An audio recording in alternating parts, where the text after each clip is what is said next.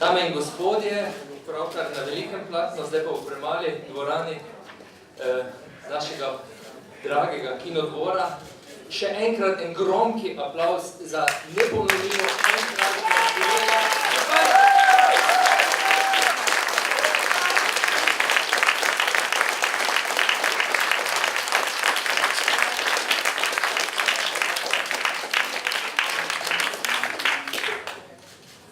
gledanju filma,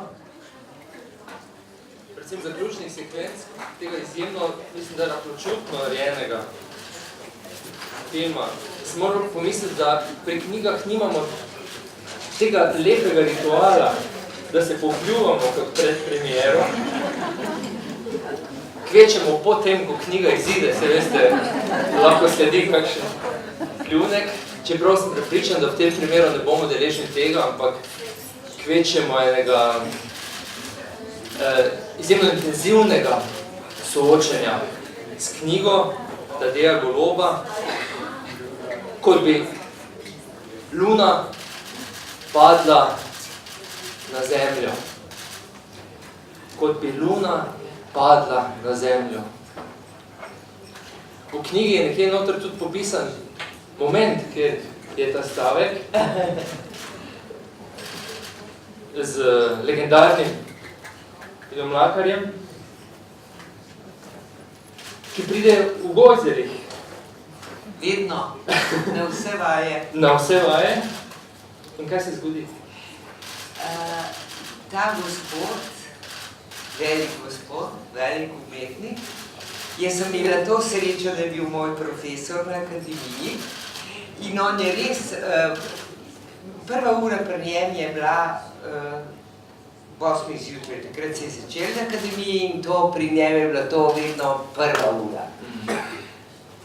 In takrat, ko smo bile me brudske, smo bile vse težko kategornice. Vse smo imeli po 10 kil več kot pol v življenju in so se vsi norca delali, da kadar imamo uro pri gospodu Mlakarju, da se cela Nazorjeva trese.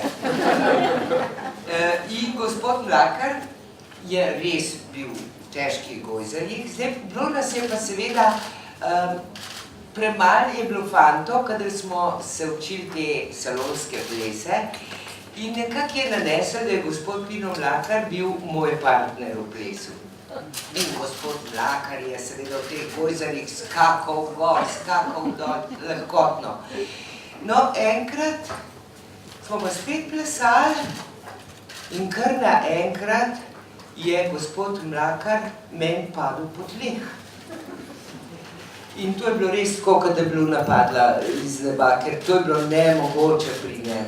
Zdaj moram pa jaz skromno priznati, da smo sicer po cele dneve bili na akademiji, smo delali, pa smo šli pa malo naokrog, pa smo nočno življenje se šli, takrat je bil v modi pelinkovc in smo veliko pelinkovca spili in smo pa navadi kar direktno k njemu prišli, ker je bila prva ura.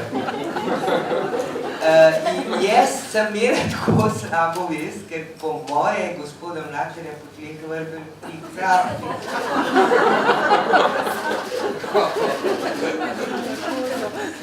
Je pa zagotovo, je pa, ne vem, a sva o tem tudi govorila sva, ker on bi tako potrpežljiv poslušalc. Kontekst je rahlo čuden, ampak jaz sem to metaforo pač malo drugače razmišljal. Ta stavek mi je bil strašno še, koliko prej v življenju nisem slišal, nekaj bi luna padne na zemljo. Meni se zdelo tako nekaj tako močnega, tako originalnega, kot je padla Milena pač v Slovenijo. Zato sem ga dal, da ne bi domisliti zaradi konkretne situacije. Ja, no to sem sam še hotel v zvezi z Mlakarjem povedati, da jaz sem prepričana, da je gospod Mlakar pravzaprav imel vse zasluge, da so mene takrat sprejeli na akademijo, ker sem bila res štor, mislim, groza. In pol sem si jaz nekaj sem hotela tam iz province, biti zelo lepa za sprejemni izpit. In sem si dala narediti en tak moder kostimček, osko kitlo, osko jaknico, tako dvoredni gumbi, zelo osko, ne, tako da bila ja, čim bolj fajn. In seveda se zelo spomnim, takrat, če ni bilo bodijo pa tega, ne, smo imeli kombineže. In jaz se zelo dobro spomnim, da sem imela vzpod eno kombinežo, travnato zelene barve, in tako so bile take sive vejice, tako od drevesa, ne. No, in jaz pridem in gospod Mlakar meni reče, no tako, zdaj pa naredite pike, pa da bore. O, Madonna, jaz slišala v življenju, nisem za pike, pa da bore. In nimam pojma, kaj, pokazal mi je, kaj je takrat prišlo nadme, da sem jaz to prav naredila. Pa prav no tako, ja, on je zmeraj široke oje uporabljal. Zdaj pa pejte od konca odra proti prosceniju in tako počasi širite roke. Ja, zdaj sem izmela pa oseb kostimček fin, ne, po telesu in nikakor ni šlo. Sem rekla, ne gre. Ne gre. In rekel, ja, pa se pa slečite. Jaz moram reči, takrat sem bila še zelo sramežljiva. Ampak, ker je bilo toliko do tega, ne, da bom sprejeta, jaz to slečem. In v tisti travnato zeleni kombinežci lepo je šlo tako narazen, ne. In mislim, da je bil seveda gospod Mlakar tisti, ki je takrat rekel, sprejmi, jo bomo sprejeli, ker drugi niso bili prav poseben navdušeni. Mislim, da najbolj zaradi tega mojega poguma, sej kaj druga ni mogel, mislim, da zaradi želje in poguma. No, in potem, ko sem čez leta, ne prav pozem, pač dobila tisto na veliko Prešernovo nagrado, je gospod Mlakar prišel, ker sicer ni hodil, rekel sem prišel, ker ste vi dobili, sem ga gospod profesor, če ne bi bilo vas, tudi mene danes ne bilo tle. In to sem sigurna.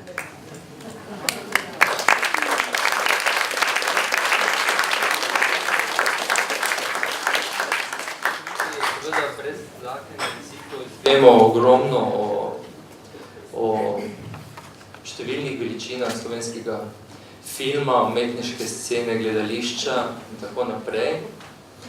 Vemo kar nekaj časa, če smem tako reči, se pustila nagovarjati k temu dejanju, da se podaš v spominjanje, da temu tako rečem. Gledališče, film sta kolektivna umetnost, izvaja se jih lahko zgolj v interakciji med množico.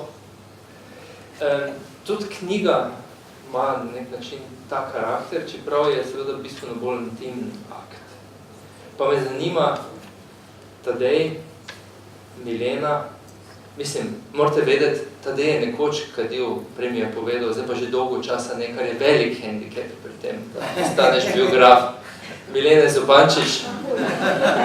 Ampak mu je vseeno uspelo in bi rad od vaju malo zvedel, kako je potekala ta mogoče, ta neverbalni, ta kemijski proces med biografom in pa tabo Milena. Ne vam pove. Mislim, celo še huje, jaz sem strasten nekadilc, imel nekega ekumenizma in tolerance med ljudmi, imam eno darilo tam Sabrinu za Mileno tole. Sicer en kolega je prinesel Blaž Stres in njegove žene, Hane. Vsebina je čisti slovenski tobak, brez kemikalij, brez teh raznih stisnencev in mrešancev in tega. Da už mišljam bolj zdravo kadilo.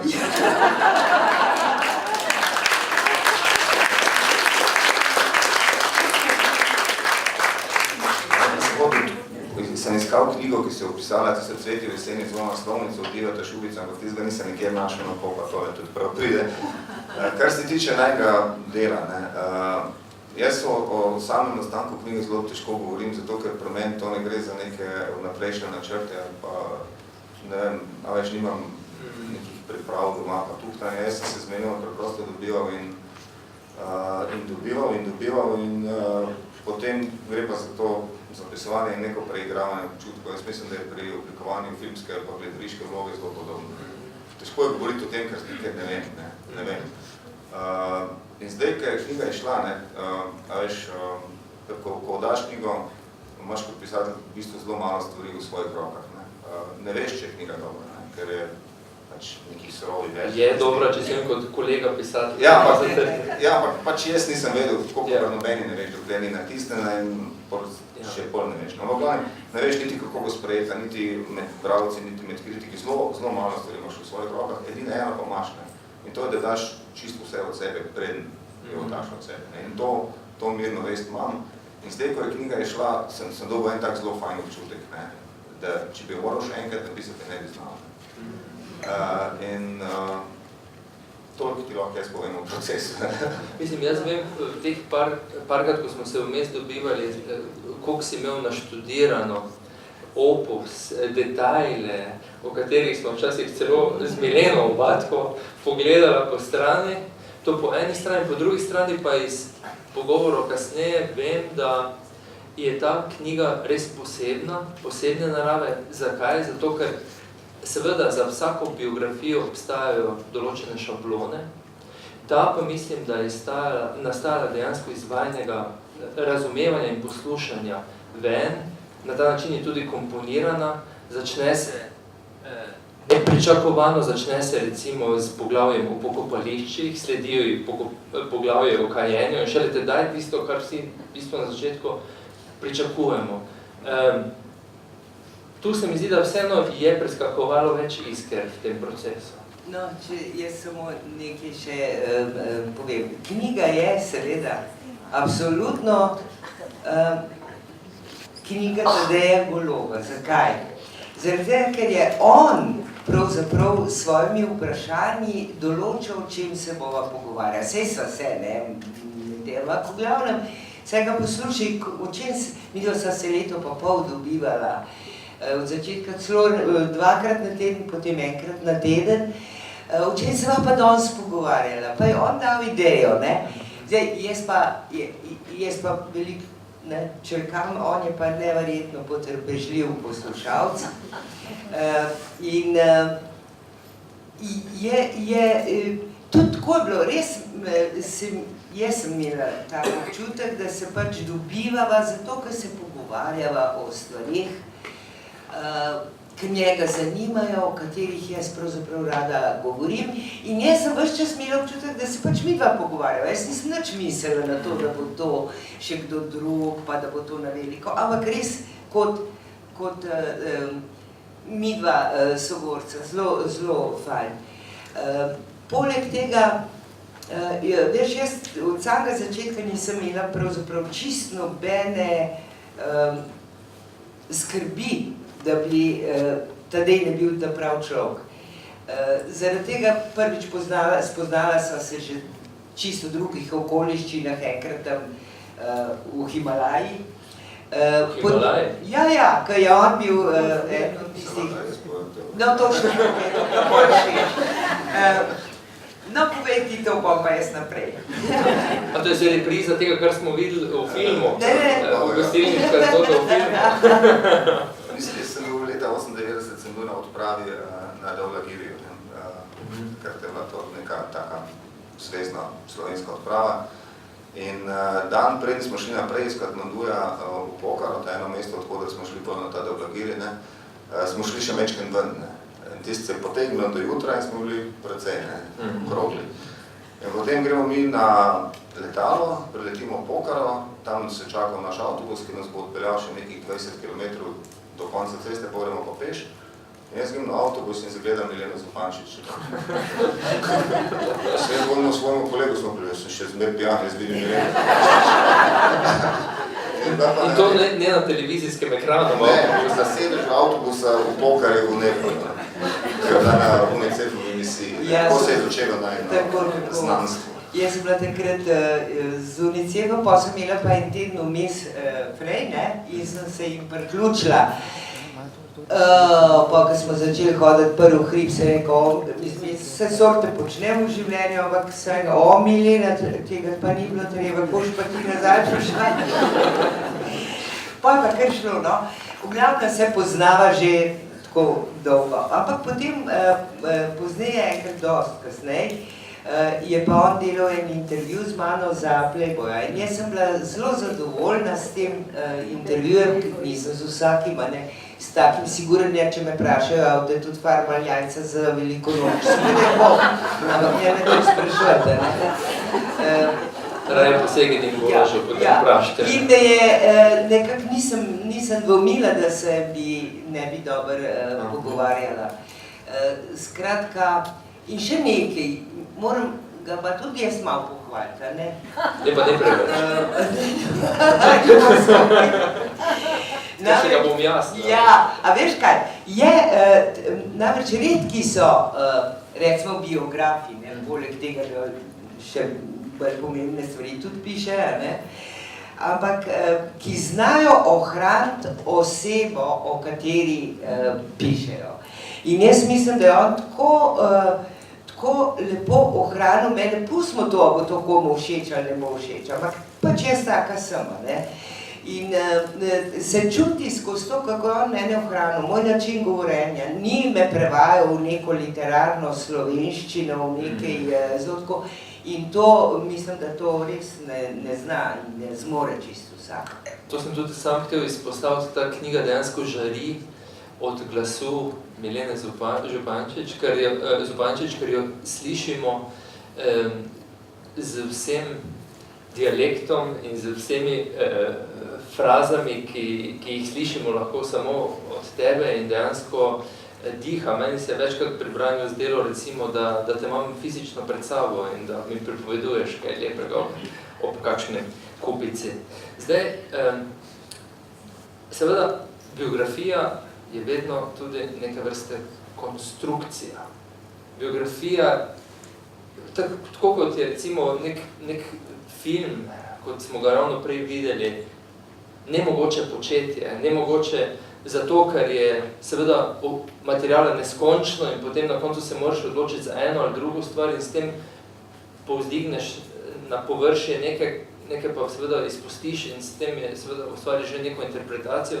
Tako je seveda tudi vsaka knjiga. Kdo bo omenjen, katera zgodba bo, katere šaljive zgodbe, katere tragične zgodbe bodo izpostavljene. Vedno je nek način to konstrukcija o neki osebi. Kar se meni zdi izjemno lepo na tej knjigi, pa kar daje tej knjigi neko posebno vrednost, pa neko dimenzijo, so tudi zapisi drugih, ki so uvrščeni enakovredno v to knjigo, bodi si kot pisma Andreja Henga, ali pa mnenja, izpovedi pisma drugih glavnih protagonistov te knjige. Kako je prišlo do tega? Do te želje na nek način osvetliti celoto tudi z druge strani in ne biti na tem, rekel banalno, ego-tripu, kjer se nekdo predstavlja, ampak se izpostaviti maksimalno v bistvu tudi kritike in radljivosti osvetljave od zunaj. Ja, meni se zdi, žal je to zelo debela knjiga, ampak... To se samo zdi. Ja, ampak recimo, imamo še material za eno tako. Ne, meni se zdi zelo pomembno, da malo se sliši tudi pomembne ljudi v mojem življenju. Mislim, ljudi, ki jih imam rada, ki so pomembni, ki so veliki, ki so ogromni, ki bi ogromno prostora, še več prostora zaslužili. Zdaj bi se mi, da to brez njih, se malo tega, ampak brez njih bi bilo osiromašeno to moje življenje, ali pa neverodostojno, zdaj pa če drugi tem, in sem se o tem tudi pogovarjala. In mi je zelo všeč, da je potem to tadej upošteval, izrihtal in naredil in to prav fajn. Kar je mene presenetilo pri tem je to, da midva sta se, tako kot se rekla, dobivala pogosto. In s časom jaz sem opazil, kdaj se ti meni začelo v bistvu zaupati. To nekako organsko začutiš, da se začelo zaupati, da ne bom naredil svojega življenja neke žute štampe, recimo, ali da bo slabo ali karkoli. Ampak kar me presenetilo pa to, da recimo tudi Maša zelo sproščeno govorila z mano, ne? Pa sva se bežno srečala tako na pač v tvoji hiši, na Bohinjski Beli. Ne? To je moja hči. Ja. A pa recimo Raca pa Duša, ne? Jaz sem pričakoval večje zadržano zdihov in strelin, da bojo postavili nek zid, pa ne, so zelo odprti so bili vsi in sem jim zelo hvaležen za to. Ne? Tone Partlič je tudi noter, ki mi je povedal eno ozadje zgodbe o Karolini Žašljar, ki je izjemno zanimivo in sem ga preprosto moral vključiti. Pa Zlatko Šubno, recimo z nekimi pismi nastopa. Pač zelo nekako, to ni glavnina, ne? Glavnina je velik, pač velika glavnina je Milena, ampak ti so pa tako neki, ko bi rekel, cvirki. Hkrati pa tudi notranje zrcala v sami knjigi, ki dejansko dajo neko posebno dimenzijo. Ja, dodajo, ne, kar je zelo zanimivo, ko sem jaz pa to prebrala, ne, se zelo pokrivamo, ne, se ne demantiramo, to je neverjetno, ne. Je čas. In tam se me... No, tu in tam malo itak, ne, to se še bomo. Za jesen pričakujemo še autobiografijo Dušana Jovanovića. Tam bomo zagotovo. Izjemna knjiga, iz katere bomo lahko izvedeli mogoče še več o nekih... Samo on ima slabši spomin, kot jaz. Ali pa drugačno tehniko pripovedovanja zgodb, ko smo tudi filmu videli.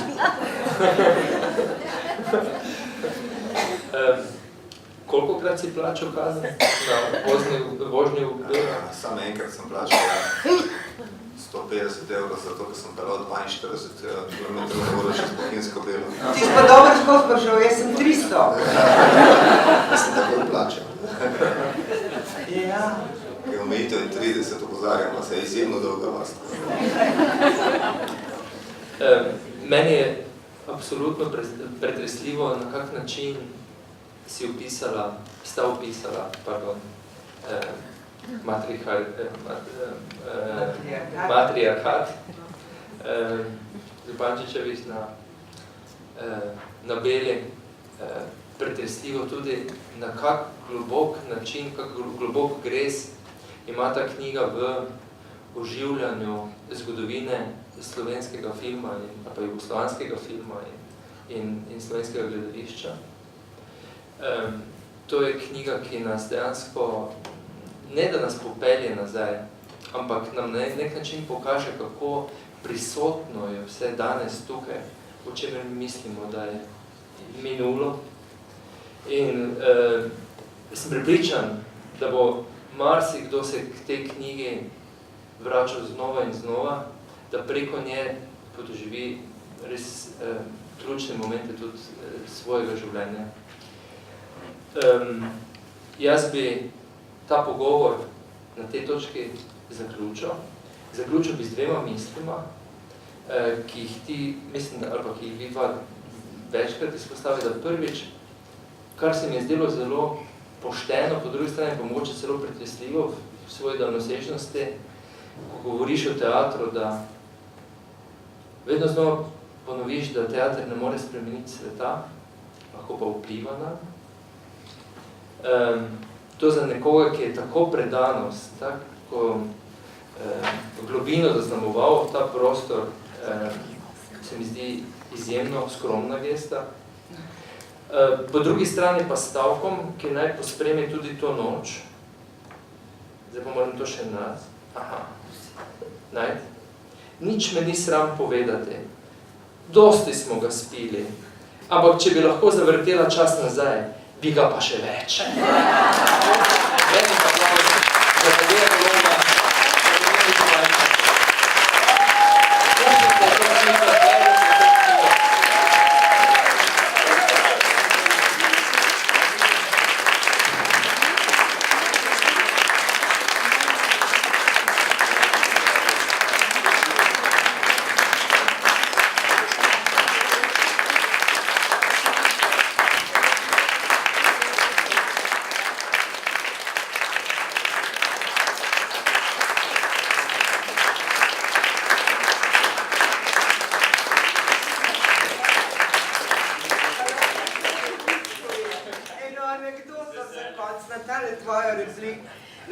na njegovo repliko, moram eno anekdoto resnično povedati, je tako fajn. Namreč, bila je ena znamenita beograjska igralka Ljubimka Bobič. Ona je bila pojem, ne, in ona je recimo bila zelo posebna. Ona je že za časa Reinharda, to je bilo v prejšnjem, ne, pa še pred prejšnjem stoletju, prva, ki se je gola na belem klavirju fotografirala. Bila je pa znamenita po svoji vlogi gospođa ministrka. No, in gospa je bila stara čez 80 let že, ni več igrala, ampak redno je prihajala v Narodno pozorišče v Beogradu, imela je tam svoj stol, svojo mizo, vedno obkrožena z mladimi kolegi in tako. Sukcena je bila, malo že, seveda, proti 90-tem je šla, malo že atrofirane mišice na nogah, imela vedno najlonke s črto, ampak zraven je še kakšna črta šla, ker so šle te zadnjice, ne? No, in gospa je bila stara že, ja, krepko čez 80 in je rekla: dala sam svima koji su tražili, ali mi je žao što nisam i nudila.